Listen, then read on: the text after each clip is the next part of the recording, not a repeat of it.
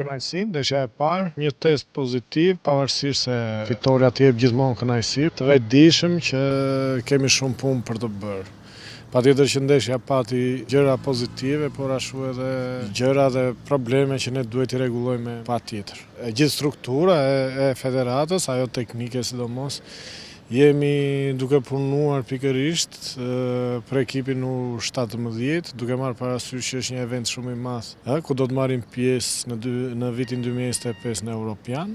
Për mua si trajner, por edhe për futbollistët. Po mundohemi të bëjmë një përzgjedhje të mirë për të qenë sa më dinjitoze. Të gjitha këto ndeshje, kjo që luaj dhe tjera që do të vinë më pas, patjetër që do të jenë në funksion të përgatitjes së skuadrës pikërisht për këtë event. Po vazhdojmë me step by step, unë mendoj që është diçka pozitive, tashmë po e shikojmë dhe po e ndjejmë që ta futbollistë që ne i thrasim për t'i ndjekur nga afër, për t'i stërvitur nga afër, është diçka më ndryshe, duket përmirësimi, por edhe njohja sa më e mirë e imja si trajner e stafit tim me futbollistët. Do të vazhdojmë, patjetër që ne jemi gjithmonë në kërkim dhe në vëzhgim të lojtarëve të tjerë.